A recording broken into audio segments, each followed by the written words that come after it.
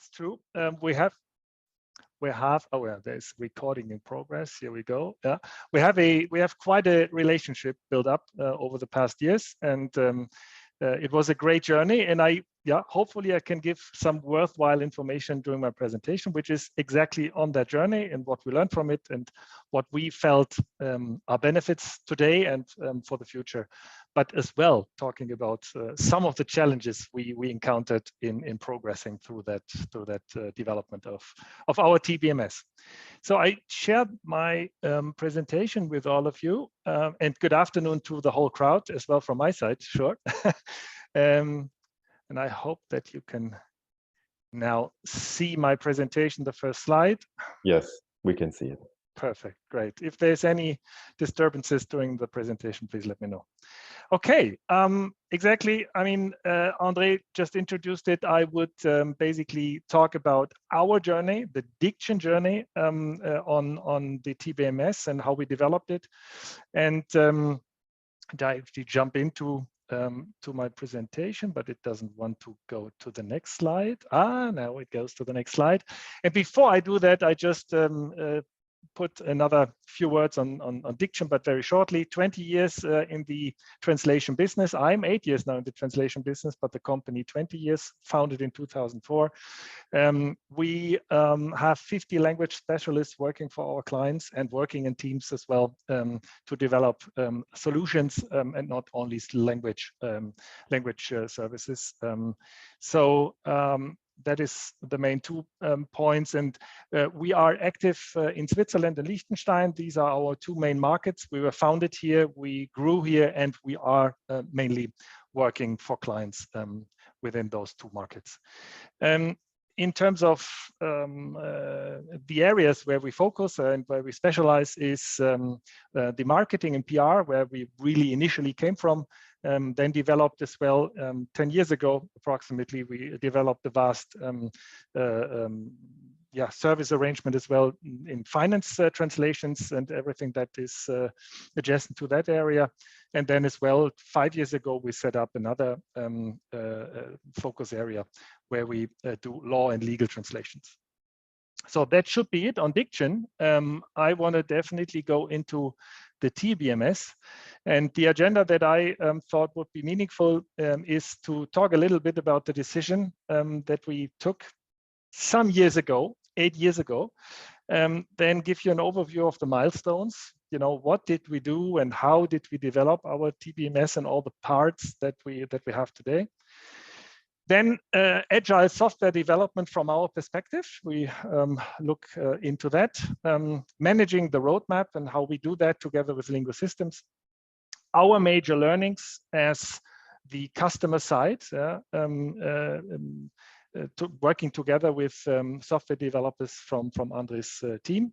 And then a summary, benefits and challenges, to give you a short summary on really, you know, what do we see as a benefit and what were the main challenges really in that whole journey.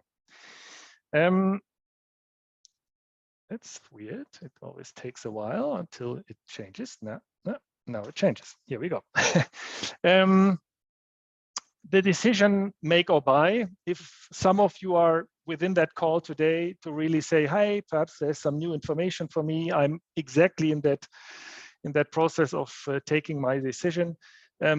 We had it pretty straightforward. We set our goals, which we want to reach. We had a look into the big names like XTRF or Plunet at the time, but then basically we really found that they didn't really match our goals, and they were, it must be a specifically designed system. We need freedom. We don't want to have too much dependencies on a byproduct. We want to have full control. We want to learn. We just do not just want to buy software with this. We want to learn as an organization and wanted to develop knowledge and structures as well together then with Lingo Systems.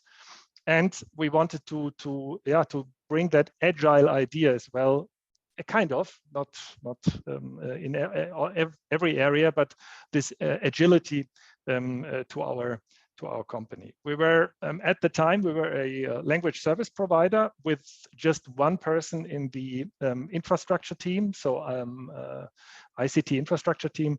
He was a very young and young guy at the time, and that was everything we had in terms of IT knowledge. Yeah? All the rest was we have very specific and very good language knowledge, but we would not, or language services knowledge, but we would not have any specific ICT knowledge. And that was basically our basis on which we took the decision. And that was then in the end fairly easy. And we were searching for a partner and were then referred. It was a referral basically by a consultant who basically said, hey, I heard about a developer company there in Leipzig, and hey, perhaps you want to listen to them.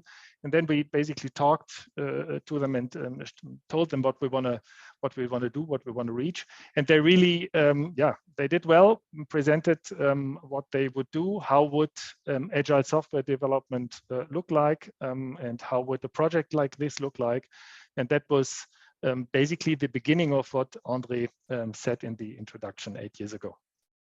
So I think that is worthwhile to share, because it is a very hard and tough decision. I know to think, hey, I could just buy some licenses, get a ready to use product, versus making the product or the TBMS myself, or parts of it myself. Yeah, for us it was really taking clear goals. What do we want to reach, and then taking the decision. It was not too much of a time that we, at the time, took for that to take the decision in the end. Then the overview of what we did, what were our milestones. At the end of 2016, we had a kickoff, or a final kickoff. There were several kickoffs during 2016, where we basically said, okay, this should be the architecture. We agreed on a microservices architecture and open source technology, mainly used, not only, but mainly used to develop the system. And then in May 2018, so it took us 1 year to really go live with this core modules that we developed, which was the master data, client data, etc., workflow engine to really bring through the projects, billing machine to create invoices, and then the reports engine to improve our management insight into what we did. Yeah? Because before that, as I said, we were great linguists, but we didn't have anything, no system at all, just CAT tools, but nothing else. And that was the core modules where we started with. And it took us a year to go for that. I will later on talk about the minimum viable product. That was basically the product we wanted to reach, to really say, okay, this is what we definitely need to start with. Probably you could go even smaller to start with something, but that was our way to really have a circle that really worked. And we at the time were basically putting data manually into the system. We didn't have a customer portal at the time, etc. But this was the initial start of our TBMS. Then in 2019, we put live the customer portal and our API. And after that, or since then, we developed many more plugins and connectors to customer systems as well, to really basically ease, as André introduced it, for lingo systems in general, to ease this whole process of automation, etc., and working together with the clients. In June 2020, then we went live with our freelancer portal. We didn't have that in the beginning, but we then basically put that in place, including automated payment processes. So that was really another very important addition then as well to this whole TBMS landscape, we call it internally. In June 21, we then did a full group share integration of the project management server and all this functionality there into our TBMS, so they can speak to each other and we manage all translation memories, etc., through group share, and we can do that from the TBMS side. What we're currently looking at with the team of Andre is to further develop the TBMS now, to migrate it to cloud. We go to MS Azure in September, and next year we are working for next year we are working for a some kind of a small middleware in terms of AI integrations, really towards the customer. AI Toolbox is currently the working name for that project. So you see, it's not only developing this TBMS, but as well really going into the future and use all that knowledge to build up such a system and really go and develop solutions that are worthwhile and worth for the client to hook onto. Then the agile software development. I guess many of you probably read text about it, have own experience on it. What we can say is, from our perspective, 3 things are absolutely important, and you definitely should look into that from the beginning. This whole Scrum framework of certain roles that must be in such a project, they must be clearly defined, right? Product ownership, the Scrum Master, who is basically doing surveillance of the whole project, and the Scrum team, how they then basically work within everything they got from product ownership or Scrum Mastering. This really must be clearly defined. In the beginning, we were, not because Andre's team would know about it, they are specialists on that, but we had our difficulties because we started into that. We said, hey, we trust you. We go into that project, and we didn't really have an idea on Scrum or anything like that. So really, this is important. It is important to have the roles clearly defined so that you really can have an efficient and effective project being done. Then testing. Probably this is being done differently in many projects, but what we felt is best for us is there is always internal quality assurance from Andre's team, but we do an internal testing as well. We trained super users on that, and they do the internal testing for us, so that we really have an ease when we introduce new builds of the TBMS or certain parts of the TBMS, so that the people using it, our users, are not having any hassles or are fighting with bugs when they basically have their rollout. And this is really nicely developed now. We have a great system in between, or processes in between Lingo Systems and us developed, and the super users are well trained, and they are great people to really do that, because they know what they do on a daily basis, and therefore we really reduce bugs or problems that we didn't really see when we were designing the user stories, etc. So we can really find it out before it really goes live. And then support. We handle first level support in-house because it's also a topic in terms of cost, right? Usually we have, generally spoken, we have a very, very, very stable system. So anyone who is scared on, hey, I'm building my own system, and then it is not stable enough, and availability issues and all this stuff, we don't have that. I mean, it's infrastructure and the good work of the developers, sure, but we really have a good situation here. After so many years, I can really say that. And the important thing is that certain instances sometimes happen, and you really need to have people in-house who can basically sort out what is really an issue or what is really a bug, if there is still one that comes up, and not to basically go directly to the worthy resources of Andre's team with small stuff that basically sometimes comes up. the roadmap. So how do we really go or plan for new additions, new functionalities, new ideas? We have our backlog managed by Lingo systems. So the product ownership, Scrum mastering is with them. We don't have that in-house. We really trust on the experience and the knowledge that the team of Lingo systems has. We define epics together with the Scrum Master. So that is something where I'm with myself are involved, where our departmental leaders are involved, where we have yearly meetings to really set up the main epics we wanna reach and prioritize them. And based on them, we then basically go into that user story development, again, together with our internal super users and departmental leaders and the product owner on the Lingo systems side.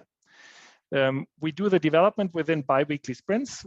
Anyone who has experience with the software development already knows that it's bi-weekly or all 4 weeks. You would basically have a sprint meeting to basically go over what has been developed, look into it.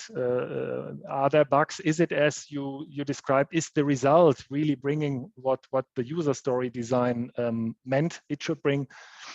So we have bi-weekly sprints. It's great to have this constant flow of work being done, and you never really get out of something then, because in a bi-weekly mode you are always on this project, always on the topics that you want to improve or that you want to basically add to that whole landscape.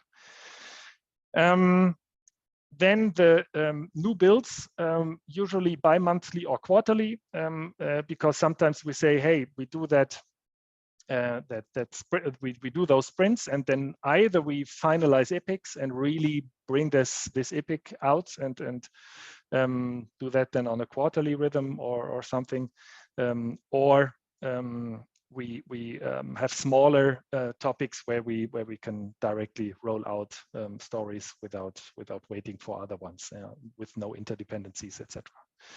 And there is always a lot of flexibility given. This is a very important, or was always very important to us. And the team from Lingo Systems is always, very flexible in terms of, hey, there's a new customer topic where we want to definitely deliver because it's a big client, and we want to have a solution here and bring that further. We can always go into that backlog, into that roadmap, and put that up front and change priorities. We only do that if there's really if it's really important to us, but usually we really go with that planning. Then how does that help us? With those epics, in the beginning we didn't have them. We just created stories, and we basically had ideas, and we had this big goal, to go live within that first year and all of that. But then while evolving, while learning how to do something like that, we went into those epics as a top line organizational structure, and that helped us to get transparency. My team knows which direction are we heading to, which functionalities will be added in which timeframes. So that really helped us to manage expectations as well, and as well trade-offs. We involved departmental leaders. We didn't do that so much in the beginning. We had a dedicated team, and we said, hey, they know how to do it, and they will basically bring it on. And then we really saw, hey, it is a better idea to really involve them from the beginning, as well, reading through stories, just giving their feedback. So we involve them, and that really manages expectation on team level then as well. Because if you develop yourself, there is always big wish lists that people bring on, new people that come into the team, or or existing employees that have wishes and great ideas, but you always need to prioritize. So with those epics and the involvement of the departmental leaders, you can better manage expectations on what is possible, what will be rolled out, on what we are working to improve the product or improve the TBMS. Then this minimum viable product, that was a topic or an idea, a concept which we didn't know in the very beginning, and then Lingo Systems introduced this to us, because when I look back and I think about our first steps, we were like hell, user stories, we made them very big, and everything must be into one story, because it is much easier for you as a customer who has an idea of what you want, put it all in once, and then please do it like this. But then we thought, or we were basically taking the lesson, and André told us, hey, we are doing agile software development. You can't do big user stories. You need to do them small. And this minimum viable product really focus in the beginning of your idea or of your functionality you want to bring on, or the new part within your system you want to bring on. Focus on this MVP, so that you are having a focus and you are not always in all the topics that might important to you regarding your end goal. And that as well helped us as a team to really be a better partner, to be a better customer towards, I guess, at least, towards André and team, because we were, putting our ideas when we had, first of all, internal discussions on those prioritizations, etc., to really increase our own focus, and then basically go to the product owner and tell them what we wanted to have. And clear budgets. I mean, I'm not a super spanning global LSP. I am a small LSP here in Switzerland, so there are some constraints, but still we reached a lot, and we always had clear discussions on budgets with the team, with the Lingo Systems team, and then effective development of what you need is definitely possible. And it costs money, and the upfront cost of developing something on your own, I will have that on the later slides as well, is higher, but it is definitely possible to have effective development and not totally exorbitant budgets that are not feasible. Major learnings. I've told you already. Big versus small user stories, always go for small user stories. And if you are new to that area and you want to look into really developing software yourself, solutions yourself, not perhaps whole TBMS yourself, really go for small user stories, do it bit by bit, because then it is definitely a higher quality in the end. And you will have an ease of discussion and understanding as well on the developer side, if you do it step by step. But again, the product owner, the business analysts from André, or any other software developer, they know how to guide you. But sometimes it is the customer who wants to have it different, and I can only recommend really do small user stories. That really helps to really give you a good track in such a project. Epics are highly important to have an overview on all those user stories that are around, to basically combine them, group them, and then give good priorities and create vision within the backlog and within your roadmap that you want to go for. Exactly, actively manage the product backlog. We are constantly talking with our product owner from Lingo Systems on the product backlog. We change things, we add things, etc. So there's a very active exchange on that. Then planning for sufficient lead time to design high quality user stories. It's in the beginning we didn't really understand, how to do, and then we always did it on the side, and it was sometimes not enough of time that we ourselves planned for it. So it is important. It is called sprints, right? You have these small iteration circles, but still you need to have time. Yeah, you have to have time to design high quality user stories to really go for a good result. Establish clear testing processes and automate them if possible. This is something where we as well learn together, Lingo Systems and us. As I said, we created an own internal testing team that cooperates with the testing results from the developers team. So testing processes are very important, and automation really helps to be efficient in that as well, to bring out builds without having unclear test processes is really, I think it's a hell. Yeah. Then defining maintenance plans. That is something which we probably could have done really earlier, because we first of all were focusing on all the builds and bringing out the first build, then bring out the portals, bring out the API, etc. And we didn't really look at maintenance, but now we have a clear maintenance plan as well, and we budget for it, and therefore maintenance can then be processed as well, while still going for improving the product. And last but not least, document, especially operating manual in terms of your ICT team. They are happy to have clear operating manual to do the setup of the new builds, the releases and updates, so that they can easily do that. And training manuals, we do those role specific, so that you don't have to read a Bible like that in your role, but to have the specific training manuals or training materials available to use the system. And sure, in the end, training on the job, there are always colleagues who are working with the system for a long time already. We know the system inside out, and we can help every new onboarded team member to really be successful with the system. Now, finally, benefits and challenges. I mean, it was a goal, and we contracted it like this. So we are in the control of our code, right? So this was important to us. We have that benefit now. We have our own code.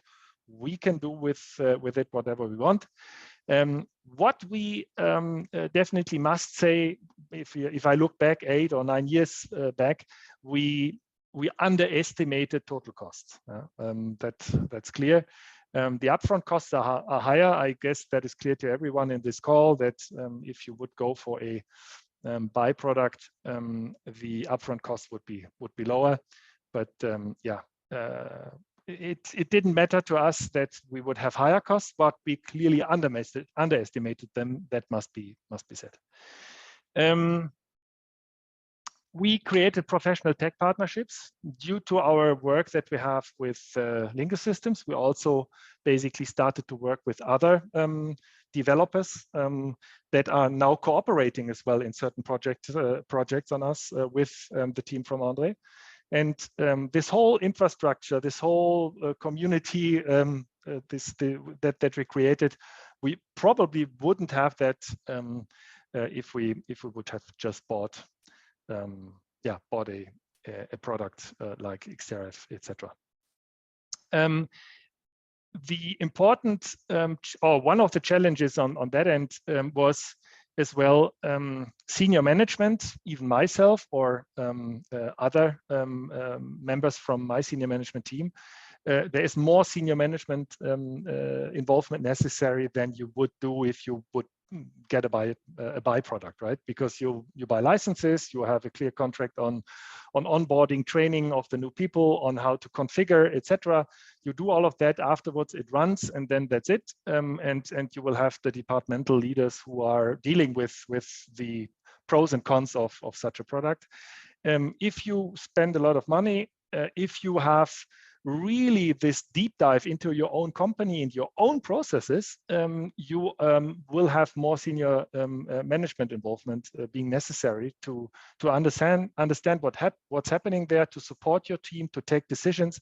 You can't just say, hey, I decided to do a make version. do a little bit and show it to me after a year, that will basically overwhelm certain positions or people, and therefore you must be involved more than you would do with a byproduct. One of the major benefits, I think, is we know the TBMS inside out. I mean, it's our team, the users, they really know it, yeah. But as well, this knowledge that Andre's team, our product owner Ronnie, which I want to cite as well today, has on the product is just tremendous, and it's great. And we have a very stable partner. I have this under the control of the code. I have to say, that is, we didn't know in the beginning how that would develop, but we have a very stable partner, and that is something that we see as well in terms of knowledge of the code, knowledge of the functionalities, knowledge on how it works. And if you want to change something, that is just great. It is very quick. It is really easy to really go for improvements or add-ons. Then another benefit we learned as a team and truly progressed. It was one of our goals, and I can really say that we did. We had in the beginning, I don't know how Andre looked at us at the time, but today I can really say we learned. We have a totally different view on stuff like that. We have knowledge within the company now, which we didn't have before. We created partnerships, as I said. So this whole Scrum and the how to manage projects is something, and such complex projects is something which we as well learned from in other areas of the company. So that was really good. And yeah, a challenge was this product backlog in the beginning was unstructured. Today we are really having a nice overview. Everyone is on top of the project, and we know what we want to do. So that was a challenge. Clearly, as I said, Scrum, you need to know how this works, how the project is organized, what are the roles and what are their responsibilities. You need to have a clear backlog, and then basically you can really do something great. If not, then it is unstructured and a little bit chaotic, probably on both ends then, but we managed to get out of it and now really have a benefit from it as an organization as well. And then you would probably and will probably ask me later in the individual sessions, yeah, and what that did it bring to you, as you would ask for every solution, buy or make. We increased our productivity tremendously. The challenge that you might encounter as well, if you do something like that, it is incremental productivity gains, because you only do, it step by step, right? So it's not like buying a solution, bring it on, configure it, and then start with it with your team, and you probably have a quicker result. It took a while to really see those productivity gains, but now we have the full load of it, and we are very happy, and we exactly have what we need. We don't have stuff that is basically not needed, just there, and you don't need it or use it, and that's very, very helpful. And then last but not least, not only productivity, but as well customer relationships. I mean, sure, as you probably all know, if I would have a byproduct, I can as well improve customer relationships with it. But we can as well say we have certain customer relationships where we're then able to provide solutions, to provide automation, to provide plugins, to provide connectors, and that was very helpful to bring us further and not being just a language service provider without any tech knowledge. Oh, there is someone calling me now. Yeah. So that's the summary on. Hopefully nobody didn't really see the solution, because I finally have a small quiz, and I wanted to ask if someone is able to bring out of those words that I put on my slide here, if someone is able to make a full sentence out of this.